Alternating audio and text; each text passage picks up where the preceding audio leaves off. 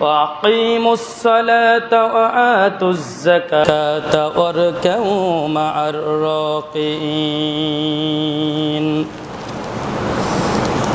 عن عبد الله بن مسعود رضي الله تعالى عنه قال قال رسول الله صلى الله عليه وسلم لا يدخل الجنة من كان في قلبه مثقال ذرة من كبر। যাবতীয় প্রশংসা, যাবতীয় হাম, যাবতীয় গুণগান সে মহান সুবহানাহু ওয়া তাআলার দরবারে, যার অশেষ মেহেরবানিতে আজকে একটি সপ্তাহ পর এই জুম্মা মসজিদে একত্রিত হতে পেরেছি। যে মহান সুবহানাহু ওয়া তাআলা আমাদেরকে এখানে আসার মতো তৌফিক এনায়েত করেছেন, সে মহান সুবহানাহু ওয়া তাআলার দরবারে শুকরিয়া বলি আলহামদুলিল্লাহ। আবারও শুকরিয়া জ্ঞাপন করি সেই মহান সুবহানাহু ওয়া তাআলার দরবারে, যে মহান সুবহানাহু ওয়া তাআলার ইবাদতের দিক থেকে সর্বশ্রেষ্ঠ ইবাদত তথা সালাত, এই সালাত আদায়ের উদ্দেশ্যে যে আমাদেরকে এখানে আমরা যে আসতে পেরেছি, সেজন্য আবারও শুকরিয়া বলি আলহামদুলিল্লাহ।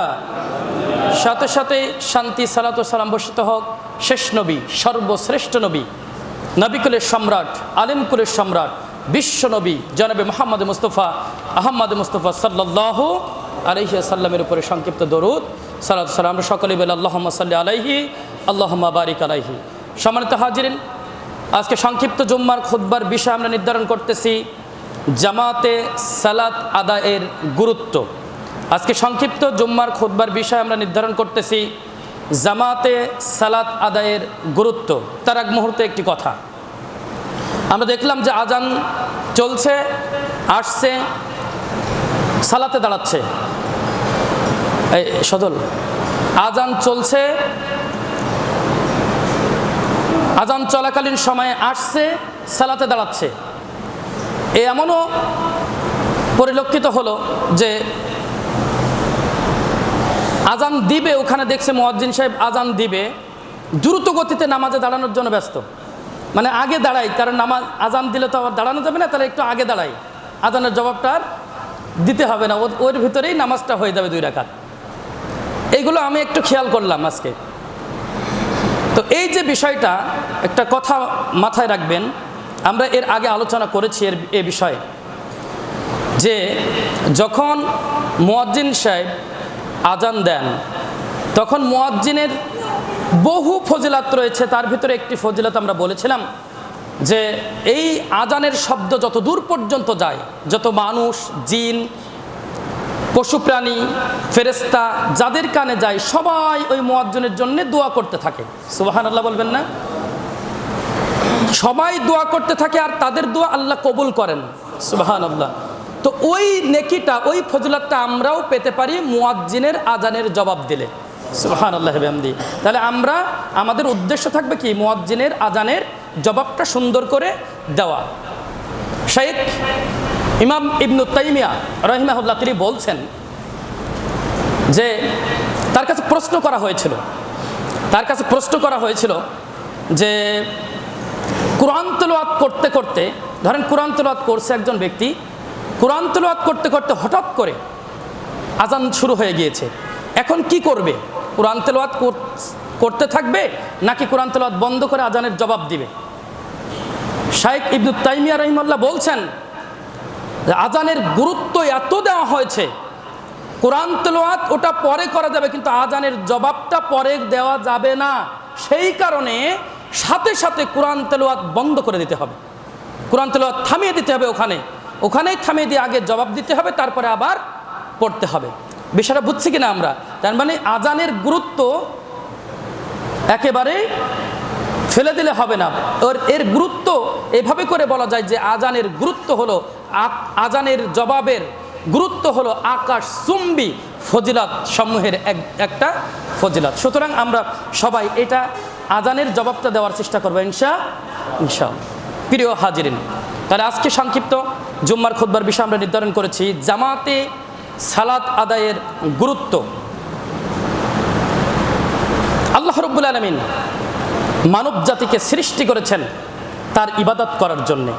আমরা এই কথা সবাই জানি, সূরা আয-যারিয়াহ 56 নম্বর আয়াত আল্লাহ রাব্বুল আলামিন বলছেন, ওয়ামা খালাকতুল জিন্না ওয়াল ইনসা ইল্লা লিয়াবুদুন, যে আমি মানুষ এবং জিন জাতিদেরকে সৃষ্টি করেছি শুধুমাত্র আমার ইবাদত করার জন্য। সুবহানাল্লাহ। তাহলে ইবাদত আমরা সকলেই অবগত আছি যে মানব জাতিকে আল্লাহ পাক রব্বুল আলামিন সৃষ্টি করেছেন তার ইবাদতের জন্য। সুতরাং মানুষের কর্তব্য হলো ইবাদতের মাধ্যমেই আল্লাহর সন্তুষ্ট লাভ, অর্থাৎ নৈকট্য বা কাছাকাছি যাওয়ার সবচেয়ে বড় মাধ্যম হচ্ছে সালাত। সেই সালাতটা আমরা আদায় করার চেষ্টা করবো ইনশাআল্লাহ। এভাবে করে বলি যে মানুষের কর্তব্য হলো ইবাদতের মাধ্যমে আল্লাহ রাব্বুল আলামিনের নৈকট্য হাসিলের চেষ্টা করা, আর ইবাদতের মধ্যে সালাত হলো আল্লাহর নৈকট্য অর্থাৎ কাছাকাছি যাওয়ার সবচেয়ে বড় মাধ্যম। আর সেই সালাতটা আদায় করতে হবে জামাতের সাথে। সালাতটা আদায় করতে হবে কিসের সাথে? সবাই কথা বলেন তো, কিসের সাথে? ঘুমাচ্ছে কি না দেখেন তো কেউ। সালাত আদায় করতে হবে কিসের সাথে? জামাতের সাথে। আল্লাহ রাব্বুল আলামিন বলছেন সূরা আল বাকারা 43 নম্বর আয়াত আল্লাহ রাব্বুল আলামিন বলছেন, ওয়া আকিমুস সালাহ ওয়া আতুজ যাকাহ ওয়ারকাউ মা'আর রাকিঈন, যে ওয়া আকিমুস সালাহ, তোমরা সালাত কায়েম করো, ওয়া আতুজ যাকাহ, যাকাত আদায় করো। সালাত কায়েম করো কাদের সাথে? ওয়ারকাউ মা'আর রাকিঈন, রুকুকারীদের সাথে, অর্থাৎ যারা জামাতে সালাত আদায় করে তাদের সাথে তোমরা সালাত আদায় করো। বলেছেন কে? সবাই কথা বলেন, কে বলেছে? আল্লাহ বলেছে। তো আল্লাহ রাব্বুল আলামিন বলছেন যে তোমরা সালাত কায়েম করো, সালাত আদায় করো। যারা সালাত আদায় করে, এই রুকুকারীদের সাথে রুকু করা বলতে সালাফগণ ব্যাখ্যা করেছেন কি, যে যারা সালাত আদায় করে তাদের সাথে সালাত আদায় করতে হবে। হাদিসে কুদসির ভিতরে এসেছে, সহিহ বুখারী হাদিস নম্বর 6502, মিশকাত হাদিস নম্বর 2266। আল্লাহ রাব্বুল আলামিন বলছেন হাদিসে কুদসি, আল্লাহ রাব্বুল আলামিন বলছেন, বান্দা যেই সকল ইবাদতের মাধ্যমে আমার কাছাকাছি আসতে পারে, আমার নৈকট্য হাসিল করতে পারে, তার মধ্যে হলো ফরজ ইবাদত আমার নিকট অধিক প্রিয়। সুবহানাল্লাহ। আচ্ছা, আপনারা ঝিমাচ্ছেন নাকি? সুবহানাল্লাহ বলেন না কেন? আল্লাহ রাব্বুল আলামিন কি বলছেন? বান্দা যেই সকল ইবাদতের মাধ্যমে আমার নৈকট্য হাসিল করতে পারে, অর্থাৎ আমার কাছাকাছি আসতে পারে, অর্থাৎ জান্নাতের কাছাকাছি আসতে পারে, তার মধ্যে উত্তম ইবাদত হলো সালাত। সুবহানাল্লাহ। এবং আল্লাহর কাছে অধিক প্রিয় হলো এই সালাত। সাথে সাথে নফল ইবাদতের মাধ্যমে তারা আমার নৈকট্য হাসিল করে, যারা আমার কাছাকাছি আসতে চায়, মুমিন বান্দাদের কথা এখানে বলা হচ্ছে। আর বান্দা যখন ফরজ ও নফল ইবাদতগুলি করে, বান্দা যখন ফরজ ও নফল ইবাদতগুলি করে, তখন আমি আল্লাহ রাব্বুল আলামিন আনা উহিব্বুক, আমি তখন তাকে ভালোবাসি। আল্লাহর ভালোবাসা আমরা পেতে চাই না? আল্লাহর ভালোবাসা আমরা পেতে চাই কি চাই না? চাই। তাহলে আমরা যদি ভালোবাসা আল্লাহর পেতে চাই, তাহলে সে কি করবে? ফরজ এবং নফল ইবাদতগুলি করবে। আর আমি যখন তাকে ভালোবাসি, তখন ওই বান্দা, কথা শোনেন, এই হাদিস আপনার জন্য কত গুরুত্বপূর্ণ এবং পাওয়ারফুল একটা হাদিস। যখন আল্লাহ রাব্বুল আলামিন ভালোবাসেন, আল্লাহ রাব্বুল আলামিন কখন ভালোবাসেন? যখন বান্দা নফল সালাত এবং ফরজ সালাত আদায় করেন, মানে নফল ইবাদত এবং ফরজ ইবাদত যখন করেন, আল্লাহ ভালোবাসেন। আর আল্লাহ যখন ভালোবাসেন, আল্লাহ রাব্বুল আলামিন বলছেন, যখন আমি কাউকে ভালোবাসি, তখন ওই বান্দা ওই বান্দি যখন কান দিয়ে শোনে, তখন আমি হয়ে যাই তার কান। চুপ করে বসে আছেন সবাই? কি হলো আপনাদের? মোহর মেরে দিয়েছে নাকি আল্লাহ? মোহর লেগে গিয়েছে? চুপ করে বসে আছেন? আপনি বোঝেন আল্লাহ রাব্বুল আলামিন বলছেন, যখন কোনো বান্দা ফরজ ইবাদত করে, নফল ইবাদত করে, তখন আমি আল্লাহ রাব্বুল আলামিন আনা উহিব্বুক, আমি আল্লাহ রাব্বুল আলামিন তাকে ভালোবাসি, আর আমি যখন তাকে ভালোবাসি ওই বান্দা যখন কান দিয়ে শোনে ওর কান দিয়ে, তখন আমি হয়ে যাই স্বয়ং তার কান। সুবহানাল্লাহি ওয়া বিহামদিহি। কতটা গুরুত্বপূর্ণ একটা হাদিস বান্দার জন্য। যখন ওই বান্দি চোখ দিয়ে দেখে, কোনো কিছু দেখে, তখন আমি হয়ে যাই তার চোখ। সুবহানাল্লাহ। যখন ওই বান্দি হাত দিয়ে কোনো জিনিস ধরে, তখন আমি হয়ে যাই তার হাত। সুবহানাল্লাহ। যখন ওই বান্দি পা দিয়ে চলে, তখন আমি হয়ে যাই তার পা। সুবহানাল্লাহি ওয়া বিহামদিহি। এর ব্যাখ্যায় বলছে সালাফগণ যে এর ব্যাখ্যা হলো ওই বান্দিকে যখন আমি ভালোবাসি, ও যা করে, যতটুকু করে, তাই ততটুকুই সে আমার সন্তুষ্টির জন্যই করে থাকে। সুবহানাল্লাহি ওয়া বিহামদিহি। ভালো কি এমনি বাসে আল্লাহ? আল্লাহ কি ভালো এমনি বাসবে? আপনি বুঝছেন কত বড় কথা? যা যখন কান দিয়ে শোনে তখন আমি হয়ে যাই তার কান, মানে সে যখনই কিছু শুনতে যায় তখনই সে ভালো কিছু শোনার চেষ্টা করে, খারাপ কিছু নয়। হাত দিয়ে কিছু ধরতে যায়, ভালো কিছু ধরার চেষ্টা করে, খারাপ কিছু নয়। ব্যাখ্যা এটা, প্রিয় হাজিরিন। আর সাথে সাথে আল্লাহ রাব্বুল আলামিন বলছেন, তখন সে যখন এইগুলো মানে আমার প্রিয় বান্দা হয়ে যায়, তখন আমার কাছে সে যা চাই আমি আল্লাহ রাব্বুল আলামিন তাকে তাই দিয়ে দেই। সুবহানাল্লাহ। এমনকি ওই বান্দি যখন তার মৃত্যুকে অপছন্দ করে, মৃত্যুকে তো অপছন্দ করে না। কেমন? যে বাঁচার তো ইচ্ছা থাকে অনেক, না? হ্যাঁ, দুনিয়াতে আমার পরিবারের সাথে, আমার সমাজের মানুষের সাথে, বন্ধু বান্ধবের সাথে বাঁচার তো অনেক ইচ্ছা আমাদের, তাই না? অনেক ইচ্ছা, কিন্তু মৃত্যুর স্বার্থ গ্রহণ করতে হবে, এই যে ইচ্ছা। তো আল্লাহ রাব্বুল আলামিন বলছেন যে ওই বান্দি যখন মৃত্যুকে অপছন্দ করে, আমি তখন তার মৃত্যুকে, যাকে আমি ভালোবাসি, যে ফরজ ইবাদত করে, নফল ইবাদত করে, ওকে আমি ভালোবাসি।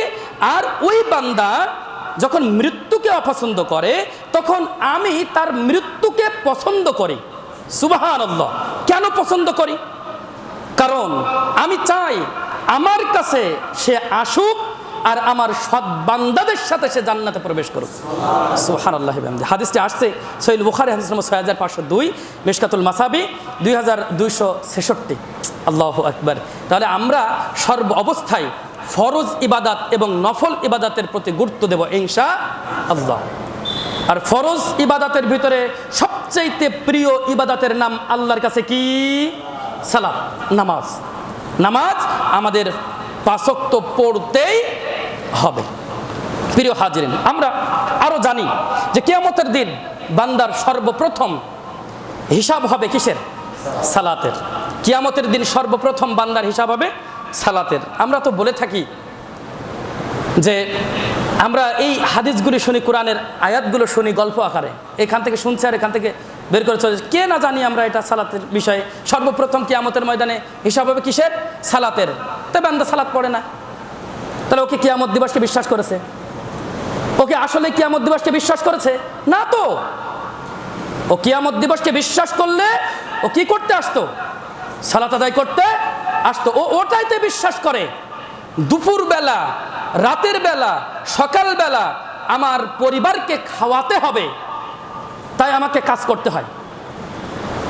দুপুর বেলা, রাতের বেলা, সকাল বেলা খাওয়াতে হবে আমার পরিবারকে, তাই ও জানে ওটা যে আমাকে কি করতে হবে? কাজ করতে হবে, এরপরে অর্থ আসবে, তারপরে খাবো। এটাও জানে, ওটাও মানে, কারণ দুনিয়া ওর কাছে প্রিয় হয়ে গিয়েছে। আর ওটা ও জেনেও মানে না। কিয়ামতের দিন সর্বপ্রথম যে বিষয়টির হিসাব নেওয়া হবে সেটা হলো সালাত। সালাতের হিসাব ঠিক হলে রাসূল মুহাম্মদ সাল্লাল্লাহু আলাইহি সাল্লাম বলছেন আর সকল ইবাদত সঠিক হয়ে যাবে। সুবহানাল্লাহ, ঠিক হয়ে যাবে। আর সালাতের হিসাব যদি ঠিক না হয় তাহলে সমস্ত ইবাদত কি হবে? নষ্ট হয়ে যাবে। মুজাবুল আওসাত হাদিস নম্বর 1859 আসছে। একটা জিনিস দেখেন, আমি উদাহরণ এইভাবে করে টানলাম কেন? মানুষ আজকে দুনিয়া দুনিয়া দুনিয়া করতে করতে ধ্বংস হয়ে যাচ্ছে, অথচ আল্লাহ রাব্বুল আলামিন বলছেন এই দুনিয়া একটা মরা কান কাটা বকরির বাচ্চার সমতুল্য আল্লাহর কাছে নাই। একটা মাছির ডানা সমতুল্য আল্লাহর কাছে নয় এই দুনিয়া। আর এই দুনিয়ার জন্য আজকে আমরা দিশেহারা। দুনিয়া করতে করতে করতে করতে করতে করতে আখিরাতের চিন্তা একেবারে ভুলে গিয়েছি। হে মানুষ, কিসে আর তোমার জ্ঞান ফিরবে? বয়স তো তোমার 30, 40, 50, 60, তুমি এখনো পর্যন্ত সালাতে আসো না। তোমার কিসে হুঁশ ফিরবে? কি করলে হুঁশ ফিরবে? তুমি কি চাও? তুমি নিজেকে নিজে প্রশ্ন করো, তুমি কি চাও? তুমি আখিরাত চাও নাকি শুধু দুনিয়া চাও? যদি আখিরাত চাও, দুনিয়াও করো, দুনিয়ার সাথে সাথে আখিরাত তৈরি হয়ে যাবে সেই ব্যবস্থা করো। আর সেই ব্যবস্থা করতে গেলে আগে অর্জন করতে হবে সালাত। আগে আদায় করতে হবে কি বলেন সবাই? সালাত। কিভাবে তোমাকে আর বুঝাবো আমরা? প্রত্যেক আলেম তোমাদের হাতে পায়ে ধরে পর্যন্ত বলে যে হাতে ধরি, পায়ে ধরি, তোমরা সালাতে আসো, তোমরা নামাজে আসো। কিন্তু কেউ যে ওই আলেমদের কথা শোনে না। আর তোমাকে ওই প্রশ্নই করা হবে, তোমাকে ওই প্রশ্নই করা হবে। জাহান্নামের দিকে যখন হাঁকিয়ে নিয়ে যাওয়া হবে তোমাকে, জাহান্নামের দারোয়ানেরা বলবে, ওরে হতভাগ্যের দল, ওরে হতভাগ্যের দল, তোদের কাছে কি কোনো সতর্ককারী আগমন করেনি? সেদিন মামুনের কথা মনে পড়বে, সেদিন মামুনের কথা মনে পড়বে যে মামুন আমাদেরকে বারবার বলতো সালাতের কথা, কিন্তু আমরা সালাতকে প্রত্যাখ্যান করেছিলাম। ও তখন আপনি নিজেই বলবেন হ্যাঁ, কলু বালা, তখন বলবে হ্যাঁ আমাদের কাছে সতর্ককারী আগমন করেছিল, কিন্তু ফাকাত যাবনা, আমরা তাদেরকে মিথ্যা প্রতিপন্ন করেছিলাম। মিথ্যা প্রতিপন্ন বলে এই যে আপনি শুনছেন, এখন শুনছেন সালাত আপনাকে আদায় করতেই হবে। কিয়ামতের ময়দানে সর্বপ্রথম হিসাব হবে সালাতের।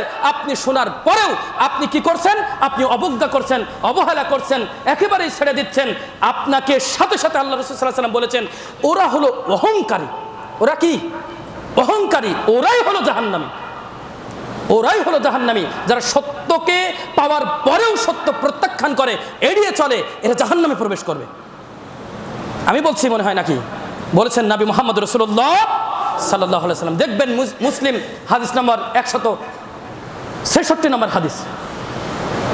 যারা সত্য পাওয়ার পরেও যারা প্রত্যাখ্যান করে, ওরা অহংকারী, আর অহংকারী ব্যক্তি জান্নাতে প্রবেশ করবে না। এই সালাত আমাদের আদায় করতে হবে কিসের সাথে বললাম? জামাতের সাথে। ডেকে দাও, ডেকে দাও, এই চাচার ডেকে দাও। দেখো তো কেউ ঘুমাচ্ছে কিনা, দেখো তো। ওই বাচ্চাদেরকে এক জায়গায় একটু বসাই দেন তো, ওই বাচ্চাদেরকে একজন জানতো, ভাই একটু জানতো। এই ভিতরে এসে একজন এক এক জায়গায় চলে যাবা, কেউ একসাথে বসবা না, সব ছড়িয়ে ছিটে বসো, কেউ একসাথে জন্য বসবা না। এই একসাথে বসো না, এই সামনে এসো, এখানে আসো। তাহলে সালাত আদায় করতে হবে কিসের সাথে সবাই বলেন? জামাতের সাথে। রাসূলুল্লাহ সাল্লাল্লাহু আলাইহি ওয়াসাল্লাম বলছেন সালাত 3 ভাগে বিভক্ত। সালাত কয় ভাগে বিভক্ত? 3 ভাগে বিভক্ত। 1 পবিত্রতা, 2 রুকু, 3 সেজদা। 1 পবিত্রতা। সালাত কয় ভাগে বিভক্ত? 3 ভাগে। 1 পবিত্রতা, 2 রুকু, 3 সেজদা। 1 পবিত্রতা, 2 রুকু, 3 সেজদা। এই 3টি বিষয়ের একটি বিষয় যদি সালাতে একটু ত্রুটি হয়, সাথে সাথে তার সালাত বাতিল হয়ে যাবে। আসেন, পবিত্রতা। সালাতের আগেই পবিত্রতা অর্জন করতে হয়, অর্থাৎ অজু। এই অজু করা সম্পর্কে আপনাকে কতবার বলেছি যে যখন আপনি অজু করবেন বিসমিল্লাহ বলে শুরু করবেন। কি বলে শুরু করবেন? পাবলিক একটু বাড়াই বিসমিল্লাহির রহমানির রহিম, পাবলিক একটু কি করে? বাড়াই। বিসমিল্লাহির রহমানির রহিম বলে যারা অজু করে, ওদের অজু ওখানেই শেষ। কারণ ও নিজেকে আল্লাহ রাসূল সাল্লাল্লাহু আলাইহি সাল্লামের উপরেই রাখতে চেয়েছে। কারণ আল্লাহ রাসূল সাল্লাল্লাহু আলাইহি সাল্লাম বলেছেন বিসমিল্লাহ বলে শুরু করো, আর ও বলেছে কি? বিসমিল্লাহির রহমানির রহিম। এটা চলবে না, ওখানে শুধু বিসমিল্লাহ বলে শুরু করবেন। অনেক জায়গায় আছে আউযু বিল্লাহি মিনাশ শাইতানির রাজিম, বিসমিল্লাহির রহমানির রহিম বলে শুরু করে। মনে রাখবেন এগুলো সুস্পষ্ট বিদআত। যেখানে যতটুকু যেভাবে আল্লাহ রাসূল সাল্লাল্লাহু আলাইহি সাল্লাম দিয়েছেন, সেখানে সেভাবেই ততটুকুই করার নাম হচ্ছে আল্লাহ রাসূল সাল্লাল্লাহু আলাইহি সাল্লামের আনুগত্য করা। বিষয়টা বুঝছি কিনা আমরা? ওই যে পাথর, ওই যে হাজরে আসাদের পাথর, যখন উমর রাদিয়াল্লাহু তাআলা আনহু চুম্বন করছেন, উমর রাদিয়াল্লাহু তাআলা আনহু বলছেন, দেখো পাথর, তুমি কোনো ক্ষতিও করতে পারো না, তুমি কোনো উপকারও করতে পারো না। তুমি কোনো ক্ষতিও করতে পারো না, তুমি কোনো উপকারও করতে পারো না। তোমাকে আমি চুম্বন করছি কেন জানো? আমি আল্লাহ রাসূল সাল্লাল্লাহু আলাইহি সাল্লামকে তোমাকে চুম্বন করতে দেখেছি, তাই আমি তোমাকে চুম্বন করছি। সুবহানাল্লাহ।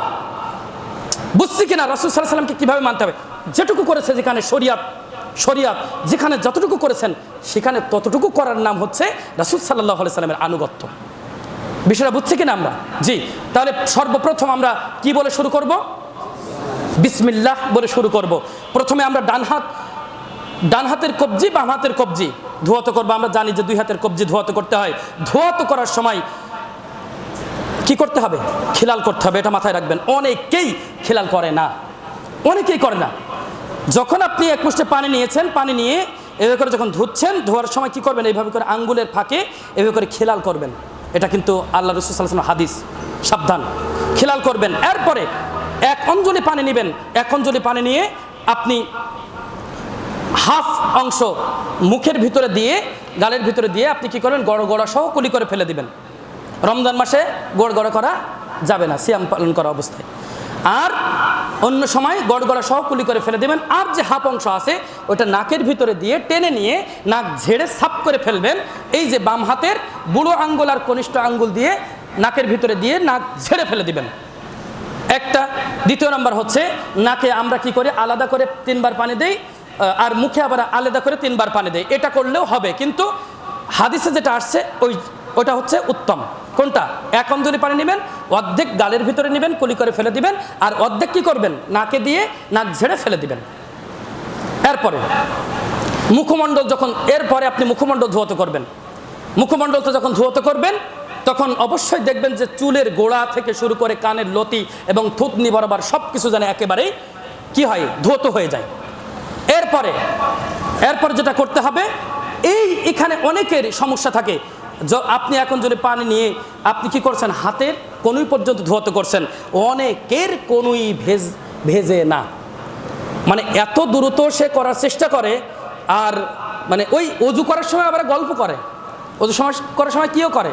গল্পও করে। দেখা যাচ্ছে অনেকের কনুই ভিজছে না ঠিক মতো, হয় না এরকম?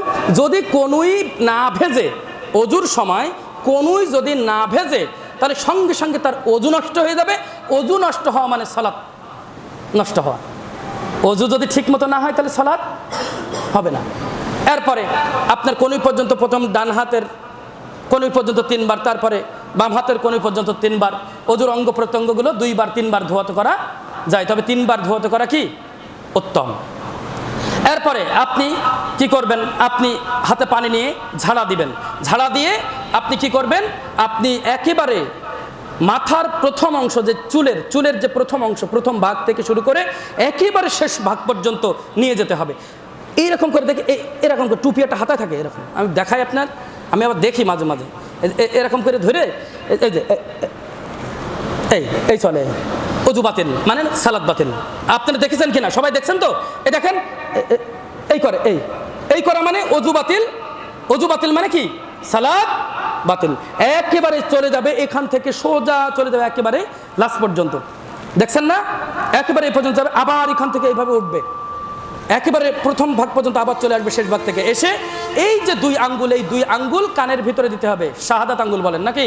শাহাদাত আঙ্গুল কানের ভিতরে দিয়ে, কানের যে নলা আছে এই নলা এইভাবে করে টানতে হবে। আর এই যে এটাকে কি বলেন? বুড়ো আঙ্গুল বলি আমরা। কি বলেন আপনারা? বুড়ো আঙ্গুল তো। এই আঙ্গুলটা কানের উল্টা পিঠ প্রথম থেকে শেষ পর্যন্ত মাসা করে দিতে হবে। বুঝছেন কিনা? এখানে কিন্তু অনেকেই ভুল করে থাকে। এইটা সবাই করার চেষ্টা করবে ইনশাআল্লাহ। এরপরে আপনি সর্বশেষ যেটা করবেন সেটা কি? সেটা হলো পায়ের টাকনু পর্যন্ত সুন্দর করে ধুয়ত করবেন। পায়ের টাকনু পর্যন্ত পা ধোয়ার সময় যে ভুলটা আমরা করে থাকি সেটা হলো পায়ের আঙ্গুলগুলি আল্লাহ রাসূল সাল্লাল্লাহু আলাইহি ওয়াসাল্লাম বলেছেন খেলাল করতে। আঙ্গুলের ভিতরগুলো কি করতে বলেছেন? খেলাল করতে বলেছেন। এই বাম হাতের কনিষ্ঠ আঙ্গুল দ্বারা খেলাল করতে বলেছেন আল্লাহ রাসূল সাল্লাল্লাহু আলাইহি ওয়াসাল্লাম। পানি পৌঁছে দিতে বলেছেন। যদি পানি না পৌঁছায়, অনেকের গিরা ঘন আঙুল আছে না? আছে। তো পানি যদি না পৌঁছায় তাহলে তার অজু বাতিল। অজু বাতিল মানে সালাত বাতিল। এই যে পবিত্রতা অর্জন। এরপরে যখন আপনি অজু শেষ করলেন, অজুর পরে একটা দোয়া আছে না? কি দোয়া বলেন সবাই? আশহাদু আল্লা ইলাহা ইল্লাল্লাহু ওয়া আশহাদু আন্না মুহাম্মাদান আবদুহু ওয়া রাসূলুহু। আরেকটা কি দোয়া আছে? আল্লাহুম্মা জাআলনি মিনাত তাওয়াবিনা ওয়া জাআলনি মিনাল মুতাতাহহিরিন। এই দোয়াটি আমরা পড়ার চেষ্টা করব ইনশাআল্লাহ। এটা হলো পবিত্রতা অর্জন। এই পবিত্রতা অর্জন যদি না হয় তাহলে সালাত হবে না। সালাত কয় ভাগে বিভক্ত বললাম? 3 ভাগে। এক ভাগ হচ্ছে পবিত্রতা গেল। 2 রুকু। বারবার আপনাকে বলেছি, রুকু যদি ঠিকমতো না হয় তাহলে তার সালাত বাতিল হয়ে যাবে। কারণ রুকু হলো সালাতের রুকন। সালাতের রুকন, সালাতের স্তম্ভ হলো রুকু। রুকু যদি ঠিকমতো না হয় তাহলে সালাত বাতিল হয়ে যাবে। আপনাকে কতদিন বলেছি, আপনি আপনার মন মতো ওই একই ভুল করতে আছেন। মানে আপনার যেটা ভালো লাগে সেটা করছেন। আপনি অহংকারী। আপনি কি অহংকারী?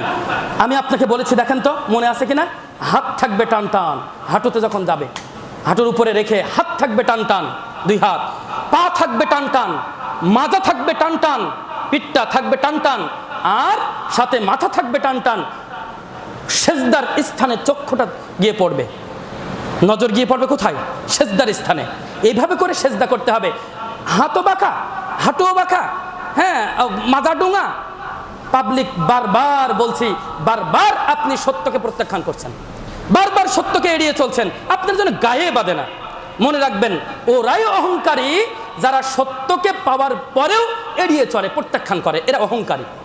আর এদের সম্পর্কে আল্লাহ রাসূল সাল্লাল্লাহু আলাইহি ওয়াসাল্লাম বলেছেন যে লা ইয়াদখুলুল জান্নাহ, এরা জান্নাতে প্রবেশ করবেন। তাহলে রুকু, সালাত কয় ভাগে বিভক্ত? 3 ভাগে। 1 পবিত্রতা, 2 রুকু, 3 সেজদা। 3 কি? সেজদা। সেজদা যদি ঠিক মতো না হয় তাহলে তার সালাত বাতিল হয়ে যাবে। সেজদা যদি ঠিক মতো না হয়, কারণ সেজদা সালাতের একটা রুকুন, অন্যতম রুকুন, অন্যতম স্তম্ভ। যদি সেজদা ঠিক মতো না হয় তাহলে তার সালাত কি হবে? বাতিল হয়ে যাবে। এখন দেখেন আপনার সালাতে সেজদা ঠিক হচ্ছে কিনা। প্রথম দেখবেন, যখন আপনি সালাতে সেজদা করছেন, সেজদাটা আপনি কপালটা কোথায় রাখছেন? আলেমগণের ব্যাখ্যা এখানে আমাদের নিতে হবে। কোথায়? 1 হাত 1 বিঘাতের মাথায় গিয়ে আপনি যদি সেজদাটা করেন, কপালটা রাখেন, তাহলে আপনার পরিপূর্ণ সেজদার যে হক সেটা আদায় হবে। 1 হাত 1 বিঘাতের মাথায়। 1 হাত 1 বিঘাতের মাথায় হলে পা থেকে নিতম্ব, মানে পায়ের হাঁটু থেকে নিতম্ব পর্যন্ত আমাদের কি হবে? একেবারে সোজা শার্ট থাকবে পেছনে, বুঝছেন কিনা? একেবারে এরকম সোজা হয়ে থাকবে। আর কি হবে? এরপরে মাজাটা, এই পেটের যে অংশটা একটু উঁচু থাকবে, যেন একটা ছাগলের বাচ্চা, বকরির বাচ্চা যাওয়া আসা করতে পারে। আর কি থাকবে? যখন আপনি সেজদায় যাচ্ছেন, এই হাত, এই বগল ফাঁকা থাকবে, হাত 2টা উঁচু থাকবে। আমরা আজকে কি করি, মানে জড়সড় হয়ে করি। আবার কি করি, অনেকে আছে ওই মাটির সাথে মিশিয়ে দেয় হাত। এই হাত কি করে? মাটির সাথে মিশিয়ে দেয়। এইভাবে যদি সেজদা করা হয়, সেজদা বাতিল হয়ে যাবে। সেজদা বাতিল মানে সালাত বাতিল হয়ে যাবে। আর এই যে দুই হাতের তালু, এই 2 হাতের তালু কান অথবা কাঁধ বরাবর জায়গায় গিয়ে রাখবেন, রেখে হাতটা উঁচু করে রাখবেন, বগলটা ফাঁকা থাকবে। বিষয়টা বুঝছি কিনা আমরা? জি, এভাবে করে সেজদা করবেন। সেজদা করার সময়, সেজদায় যখন যাচ্ছেন আপনি, তখন নাক আগে পড়বে, তারপরে কপাল মাথায় নেবেন। নাক আগে, তারপরে কপাল। যখন উঠবেন তখন কপাল আগে উঠবে, তারপরে নাক উঠবে। আবার যখন আপনি সেজদায় যাচ্ছেন তখন আপনি আগে নাক দিবেন, তারপরে কপাল। এরপর যখন আপনি উঠবেন তখন আপনি কপাল দিবেন, আগে কপাল উঠাবেন, তারপরে নাক উঠাবেন। এভাবে করে পরিপূর্ণভাবে সেজদাটা আমাদের করতে হবে। যদি পরিপূর্ণভাবে সেজদা না হয় তাহলে সালাতই কি হয়ে যাবে? বাতিল হয়ে যাবে। কেন বাতিল হবে? রাসূল কারীম সাল্লাল্লাহু আলাইহি ওয়াসাল্লাম, রাসূলুল্লাহ সাল্লাল্লাহু আলাইহি ওয়াসাল্লাম বলছেন যে, আচ্ছা এইভাবে করে বলি যে রাসূলুল্লাহ সাল্লাল্লাহু আলাইহি ওয়াসাল্লাম একদিন মসজিদের ভিতরে আসে।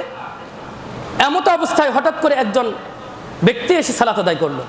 সালাত আদায় করার সাথে সাথে আল্লাহ রাসূল সাল্লাল্লাহু আলাইহি ওয়াসাল্লামের কাছে গিয়ে সালাম দিলেন।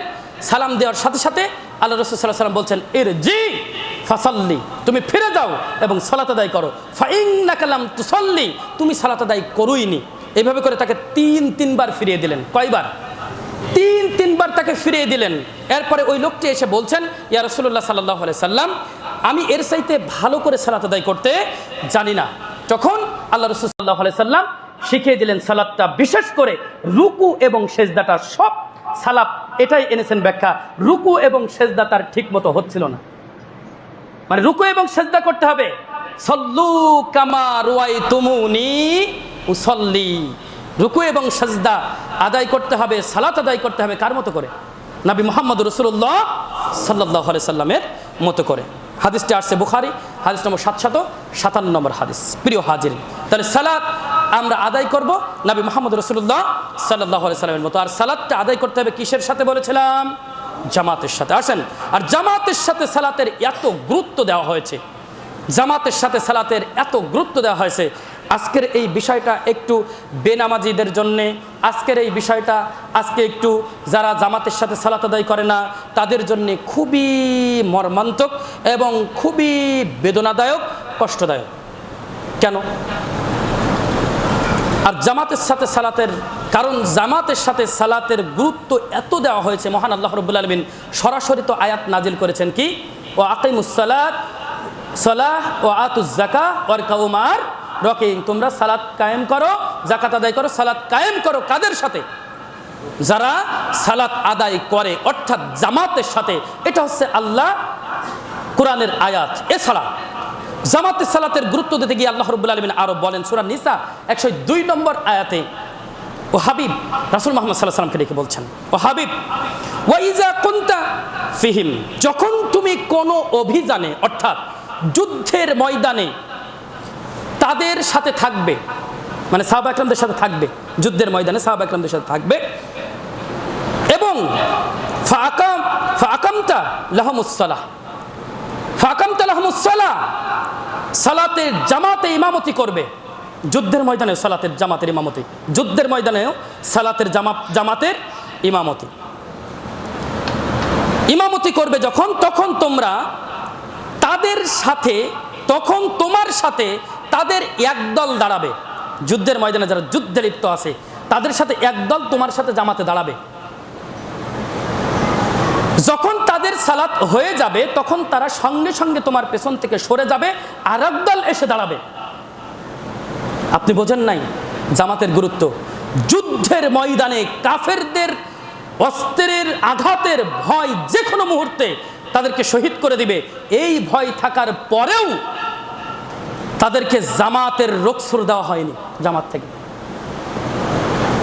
জামাতের সাথে সালাত আদায় করতে বললেন। এইখানে ইমাম ইবনুল কাইয়িম রাহিমাহুল্লাহ এই আয়াতের ব্যাখ্যায় বলছেন, এইখানে এই অংশটুকু যারা সালাত পড়েনি তারা যেন চলে আসে এবং তোমার পেছনে সালাত আদায় করে। প্রথম অংশ চলে যাবে, প্রথম দল চলে যাবে, অন্য দল আসবে। এই যে অংশটা, এটা হলো ফরজে আইন। আল্লাহ রাব্বুল আলামিন এখানে তাদেরকে নির্দেশ দিয়েছেন আসতেই হবে। যদি ফরজে কিফায়া হতো, একদল পড়েছে আর একদল পরে পড়ে নেবে, আর একদল পরে পড়ে নেবে, তখন ফরজে কিফায়া হতো। এখানে তাদেরকে আসতে বলেছেন, এটা ফরজে আইন হয়ে গিয়েছে। সুতরাং জামাতে সালাত আদায় করা প্রত্যেকটা মুসলমানের জন্য ফরজ, প্রত্যেকটা মুসলমানের জন্য ওয়াজিব জামাতে সালাত আদায় করা। প্রিয় হাজিরিন, এছাড়া একজন অন্ধ ব্যক্তির কাহিনী আমরা সবাই জানি, শুনতে শুনতে হাফেজ। অন্ধ ব্যক্তিকেও আল্লাহ রাসূল সাল্লাল্লাহু আলাইহি ওয়াসাল্লাম বলেছেন, তুমি সালাতের ইকামাত শুনতে পাও? একটা হাদিসে আসছে। আরেকটা হাদিসে আসছে, তুমি সালাতের আজান শুনতে পাও? হ্যাঁ পাই। প্রথমে বলা হলো যে হ্যাঁ, তোমাকে ছাড় দেওয়া হলো, যেহেতু অন্ধ ব্যক্তি, অনেক সময় লোক পাও না, আসতে পারো না, তোমাকে কি দেওয়া হলো? ছাড় দেওয়া হলো। তোমাকে ছাড় দেওয়া হলো। যখন লোকটা চলে যাচ্ছে আবার ডাকছে, ডেকে বলছে যে তুমি কি আজান শুনতে পাও? তুমি কি ইকামাত শুনতে পাও? হ্যাঁ শুনতে পাই। তুমি আজান শুনবা, ইকামাত শুনবা, মসজিদে এসে জামাতের সাথে সালাত আদায় করবা। অন্ধ ব্যক্তিকে ছাড় দেওয়া হচ্ছে না। আপনি আসেন আসেন। তাহলে আমরা দেখলাম যে যুদ্ধের ময়দানেও জামাতের সাথে সালাত, একজন অন্ধ ব্যক্তিকেও জামাতের সাথে সালাত। আব্দুল্লাহ ইবনে মাসউদ রাদিয়াল্লাহু তাআলা বলেন, হাদিসটা আসছে আবু দাউদ হাদিস নম্বর 550, আবু দাউদ হাদিস নম্বর 550। দেখেন তো কেউ ঘুমাচ্ছে কিনা শেষের পথে, আমরা বক্তব্য শেষের পথে, দেখেন তো কেউ ঘুমাচ্ছে কিনা, একটু দেখে দেন তো কেউ ঘুমাচ্ছে নাকি। দেখেন আব্দুল্লাহ ইবনে মাসউদ রাদিয়াল্লাহু তাআলা তিনি বলছেন, আবু দাউদ হাদিস নম্বর 550। বুজুর্গ ব্যক্তি আছে, অনেক বুজুর্গ ব্যক্তি, আমি বাড়ি পড়ি নামাজ। কোথায় পড়ি নামাজ? কথা বলেন, সবাই বলেন বাড়িতে পড়ি। সবাই বলেন তো কোথায় পড়ে? আমি বাড়িতে পড়ি নামাজ। নামাজ আমি কোথায় পড়ি? বাড়িতে পড়ি। আব্দুল্লাহ ইবনে মাসউদ রাদিয়াল্লাহু তাআলা বলছেন, লা ইয়াতাখাল্লাফু ইল্লা মুনাফিকু জহির, স্পষ্ট মুনাফিক ছাড়া কেউ জামাতে অনুপস্থিত থাকতে পারে না। আমি বলেছি সবাই আমাদের ইমাম সব খুব খারাপ, তাই না? মাথায় রাখবেন, আজকের সমাজে যারা ইমাম, ওরা ওই সমাজের গতি যেভাবে চলছে ওভাবেই খুতবা দিয়ে যায়। আমি আব্দুল্লাহ আল মামুন যেগুলো সমস্যা আছে, ত্রুটি আছে, ওইগুলো তুলে ধরি, বুঝেন নাই? এবং আপনারা যদি খেয়াল করেন, আমি একটু রিসার্চ করার চেষ্টা করি, নতুন নতুন কিছু আপনারা পান কিনা? পান। এখানে দেখেন তো আপনি, এই যে হাদিসটা বললাম, আল্লাহর কসম করে বলছে আমি আমার জীবদ্দশায় কোনোদিন এই হাদিস শুনিনি কারোর মুখ থেকে, অথচ এই হাদিস আছে। এই হাদিসগুলো আলেমগণ যদি বারবার বলতে থাকে এই হাদিস, বলেন তো মানুষের ভিতর সচেতনতা আসবে না? আসবে।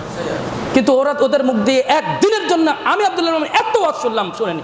আপনারা শুনেছেন? আপনারা কেউ শুনেছেন এটা? হাদিস করেন না দেখি কেউ শুনলে। দেখেন কি বলছে, লা ইয়াতাখাল্লাফু ইল্লা মুনাফিকু জহির। হাদিসটা আছে আবু দাউদ 5050 নম্বর হাদিস। স্পষ্ট মুনাফিক ছাড়া কেউ জামাতে অনুপস্থিত থাকতে পারে না। তাহলে জামাতে যারা সালাত আদায় করে না তারা কি বলেছেন? কে? আব্দুল্লাহ ইবনে মাসউদ রাদিয়াল্লাহু তাআলা। চিনেন তাকে? আল্লাহর নবী সাল্লাল্লাহু আলাইহি সাল্লামের বিশিষ্ট সাহাবী আব্দুল্লাহ ইবনে মাসউদ রাদিয়াল্লাহু তাআলা, তিনি বলছেন। এবার আসেন, এখান থেকে একটা বিষয় আপনাদের ক্লিয়ার করে দেই। যে ব্যক্তি জামাতের সাথে 5 ওয়াক্ত জামাতের সাথে সালাত আদায় করে ও খাঁটি মুসলমান। যে ব্যক্তি জামাতের সাথে 5 ওয়াক্ত সালাত আদায় করে ও খাঁটি মুসলমান। যে ব্যক্তি সালাত আদায় করে 5 ওয়াক্ত কিন্তু জামাতের সাথে আদায় করে না, ও মুনাফিক মুসলমান। যে ব্যক্তি 5 ওয়াক্ত সালাতে আদায় করে না, 1 ওয়াক্ত পড়লো, 2 ওয়াক্ত পড়লো, 3 ওয়াক্ত পড়লো না, আছে না এরা পাবলিক, এরা কাফের। এরা কি? কাফের। আবার বলেন, যারা 5 ওয়াক্ত সালাত আদায় করলো জামাতের সাথে, এরা কি? খাঁটি মুসলমান। যারা জামাতের সাথে সালাত আদায় করে 5 ওয়াক্ত কিন্তু জামাতের সাথে করে না, এরা মুনাফিক মুসলমান। যারা নামাজই পড়ে না, এরা কাফের। মান তারাকা সালাতা মুতাআম্মিদান ফাকাদ কাফারা, বাইনাল আবদি ওয়া বাইনাল কুফরি তারকুস সালাত। কথা ক্লিয়ার? কথা ক্লিয়ার। আল্লাহ তাআলা আমাদের সকলকে এই হাদিস বুঝার এবং এর উপরে আমল করার মতো তৌফিক ইনায়াত করুন, আমিন। এবার আসেন, কত বাজে? আচ্ছা, এবার আসেন, রাসূলুল্লাহ সাল্লাল্লাহু আলাইহি ওয়াসাল্লাম এছাড়া বলছেন, অনেকেই বলতে পারে সাহাবী বলেছে। সাহাবী বললে কি হলো? রাসূল সাল্লাল্লাহু আলাইহি ওয়াসাল্লাম তো এরকম করে বলেনি যে ওরা মুনাফিক যারা জামাতে নামাজ আদায় করে না, ওরা মুনাফিক। রাসূল সাল্লাল্লাহু আলাইহি ওয়াসাল্লাম একজন সাহাবী বলেছে। প্রথম কথা, সাহাবী যেটা বলেছে আল্লাহ রাসূল সাল্লাল্লাহু আলাইহি ওয়াসাল্লাম ওটা মানতে বলেছেন, প্রথম কথা।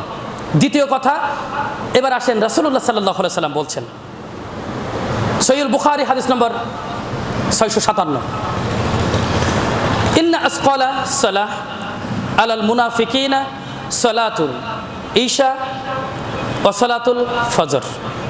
ঈশা ও ফজরের সালাত আদায় করা মুনাফিকের জন্য সবচেয়ে কঠিন। কাদের জন্য? মুনাফিকের জন্য। মুনাফিকের জন্য সবচেয়ে কঠিন কোনটা?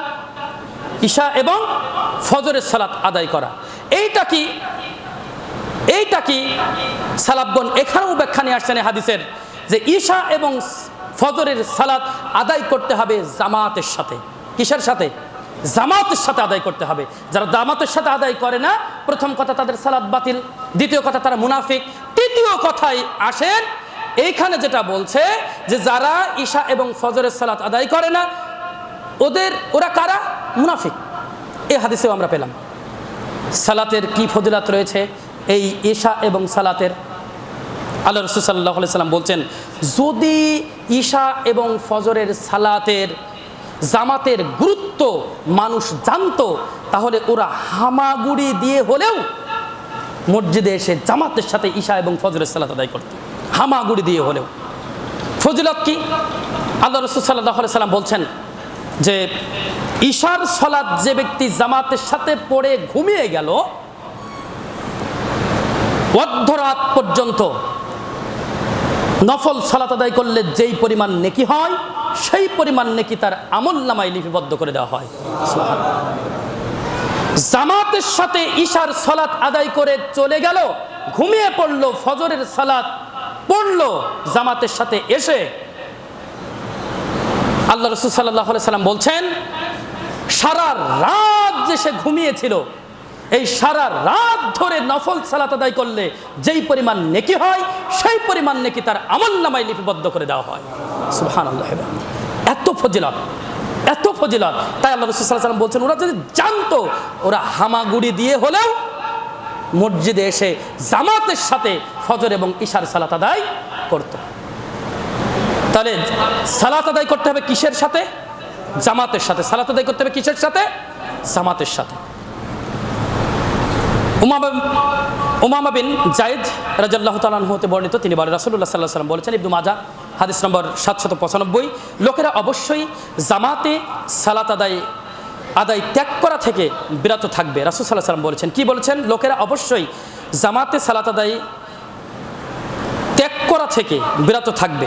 ওরা যদি জামাতে সালাত আদায় না করে তাহলে আমি তাদের বাড়িঘর জ্বালিয়ে দেব। এইভাবে করে হাদিসের ভিতরে আসছে, যেভাবে আসছে ঠিক সেভাবে বলেছি। শাইখ উসাইমিন রাহিমাহুল্লাহ বলেন এই হাদিসে প্রমাণ করে যে জামাতের সাথে সালাত আদায় করা ওয়াজিব। অর্থাৎ যদি ওজোর না থাকে, বিশেষ কোনো ওজোর যদি না থাকে তাহলে জামাতের সাথে সালাত তার আদায় করতেই হবে। বাড়িতে বসে সালাত আদায় করি আমি, আপনি আসতে পারছেন, মসজিদে আসার মতো ক্ষমতা আছে আপনার, মসজিদে আসতে কোনো অসুবিধা নেই আপনার, এরপরেও বাড়িতে বসে যদি সালাত আদায় করেন তাহলে আপনাকে মুনাফিক বলেছেন। আপনাকে কি বলেছেন? মুনাফিক বলেছেন। সুতরাং সাবধান মুসলমান। জামাতে সালাত আদায় করা এত গুরুত্ব যে ফেরেশতারাও পর্যন্ত জামাতের সাথে এসে সালাত আদায় করে। ফেরেশতারাও পর্যন্ত জামাতের সাথে এসে কি করে? সালাত আদায় করে। তাহলে বোঝেন যে মুসলমানের সালাত আদায় করা কতটুকু গুরুত্বপূর্ণ জামাতের সাথে। যেহেতু ফেরেশতারা এসে পড়ে, কতটুকু মুসলমানের জন্য গুরুত্বপূর্ণ। জামাতে ইমামের পেছনে সালাত পড়ার জন্য যারা অপেক্ষা করে, আছে না অনেক মানুষ জামাতে সালাত আদায় করার জন্যে, অনেক মানুষ আগ থেকে এসে বসে বসে তাসবিহ তাহলিল জিকির আজগার করতে থাকে, আসে না এরকম মানুষ? আছে। রাসূলুল্লাহ সাল্লাল্লাহু আলাইহি সাল্লাম বলেছেন, সহিহ বুখারী হাদিস নম্বর 2119, রাসূলুল্লাহ সাল্লাল্লাহু আলাইহি সাল্লাম বলেছেন, যেই বান্দা সালাতের জন্যে ইমাম আসা পর্যন্ত বসে বসে অপেক্ষা করে, অযথা কোনো কথাবার্তার সাথে জড়িত না হয়, মানে তাসবিহ তাহলিল জিকির আজগার এগুলো করতে থাকে বসে বসে, আবার সালাত আদায় করে, ইমাম সাহেব আসার সাথে সাথে সালাত আদায় করে, সালাত আদায় করার পরে আবার বসে বসে জিকির আজগার করতে থাকে, যতক্ষণ পর্যন্ত হাদাস অর্থাৎ বায়ু বাতাস না বের হয়, অজু ভঙ্গ না হয়, ততক্ষণ পর্যন্ত, যতক্ষণ বসে বসে সালাত আদায় ওই তাসবিহ তাহলিল জিকির আজগার করছে, আগে সালাতের আগে এবং পরে নবী মুহাম্মদ সাল্লাল্লাহু আলাইহি সাল্লাম বলছেন, ওই আগের এবং পরের ওই সময়গুলো নফল সালাত আদায় করলে যেই পরিমাণ নেকি হয় ওই পরিমাণ নেকি তার আমলনামায় লিপিবদ্ধ করে দেওয়া হয়। সুবহানাল্লাহ। সুতরাং আমরা এখানে একটা বিষয় আছে যে আমরা কি করি, ওই ইমাম সাহেব যেহেতু আসবে 15ই, আমরা 1 মিনিট আগে গিয়ে দাঁড়াই থাকবো, তাই না? না, এটা আপনার জন্য নয়, এটা ইমামের জন্যে। দেখার জন্যে, ইমামের জন্য। ইমাম আসবে, সালাত শুরু হয়ে যাবে, আপনি ইমামের জন্য এসে কি করবেন? 2 রাকাত সালাত আদায় করবেন আগে মসজিদে, সুন্দর করে 2 রাকাত সালাত আদায় করে আপনি বসে বসে অপেক্ষা করবেন। যতক্ষণ অপেক্ষা করছেন ততক্ষণ সালাত। সুবহানাল্লাহ বলবেন না? যতক্ষণ অপেক্ষা করছেন ততক্ষণ সালাত। সুতরাং আমরা এটা করার চেষ্টা করবো ইনশাআল্লাহ। প্রিয় হাজিরিন, তাহলে আমরা আজকে যে বিষয় আলোচনা করছিলাম যে জামাতে সালাত আদায়ের গুরুত্ব আমরা বুঝেছি তো ইনশাআল্লাহ। সর্বশেষ আবারও বলি, যারা জামাতের সাথে 5 ওয়াক্ত সালাত আদায় করে ওরা খাঁটি মুসলমান। যারা জামাতের সাথে, যারা 5 ওয়াক্ত সালাত আদায় করে কিন্তু জামাতের সাথে আদায় করে না, এরা মুনাফিক মুসলমান। আর যারা সালাত আদায় করেই না, এরা কি? কাফের। আল্লাহ তাআলা আমাদের সকলকে এই আলোচনা দিয়ে যেন উপকৃত করেন, আমরা বলি আল্লাহুম্মা আমিন।